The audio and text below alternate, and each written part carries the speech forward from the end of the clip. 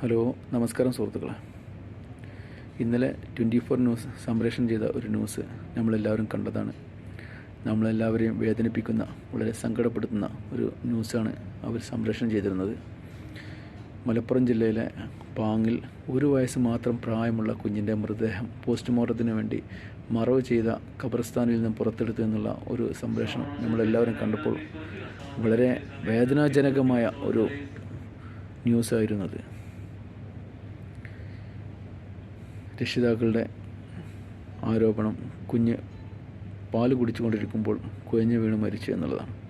എന്നാൽ ആരോഗ്യ പ്രവർത്തകരും നാട്ടുകാരും ഇതിനെതിരെ രംഗത്ത് വന്നുകൊണ്ട് അവരാരോപിക്കുന്നത് കുഞ്ഞിന് ഇതിന് മുമ്പ് മഞ്ഞപ്പിത്തമുണ്ടായിരുന്നുവെന്നും ഇവർ രക്ഷിതാക്കൾ കാര്യമായ ചികിത്സകളൊന്നും കൊടുത്തിട്ടില്ല എന്നും അതുപോലെ തന്നെ ഈ കുഞ്ഞിൻ്റെ പ്രസവം നടന്നിട്ടുള്ള വീട്ടിലാണെന്നും കുഞ്ഞിനെ യാതൊരുവിധ കുത്തിവയ്പ്പുകളും രക്ഷിതാക്കൾ എടുത്തിട്ടില്ല എന്നും രക്ഷിതാക്കൾ ഈ കാലത്തിലെ യുഗത്തിലെ മെഡിസിനെതിരെ, അതായത് ആധുനിക യുഗത്തിലെ മെഡിസിനെതിരെ പ്രവർത്തിക്കുന്നവരാണ് എന്നാണ് ജനങ്ങളുടെയും ആരോഗ്യ പ്രവർത്തകരുടെയും ആരോപണം.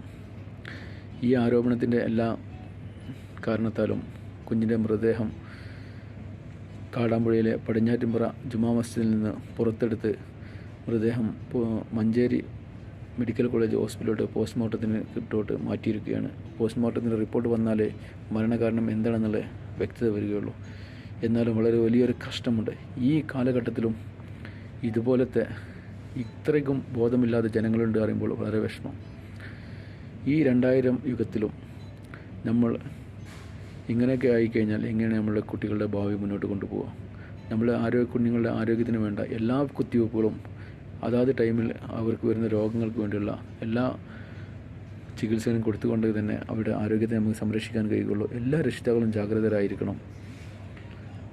പഴയകാല ജീവിതത്തെ പോലെയല്ല ഇപ്പോഴത്തെ ജീവിതം. ഇപ്പോൾ പല ജാതി അസുഖങ്ങളും പല ജാതി വൈറസുകളും പടർന്നു പിടിച്ചുകൊണ്ടിരിക്കുന്ന കാലഘട്ടത്തിൽ അതാത് ആധുനിക മെഡിസിനുകൾ കൊടുത്തുകൊണ്ട് ആ ഒരു വൈറസിനെ തരണം ചെയ്യാനുള്ള എല്ലാ രക്ഷിതാക്കളും അതിന് ബോധവൽക്കരണമായിരിക്കണമെന്നും ഈ രക്ഷിതാക്കൾക്ക് വേണ്ട ഒരു കൗൺസിലിംഗ് കൊടുത്തുകൊണ്ട് ഇവരെ മാറ്റിയെടുക്കണമെന്നുമാണ് പോലീസിനോടും ആരോഗ്യ പ്രവർത്തകരോടും പറയാനുള്ളത്.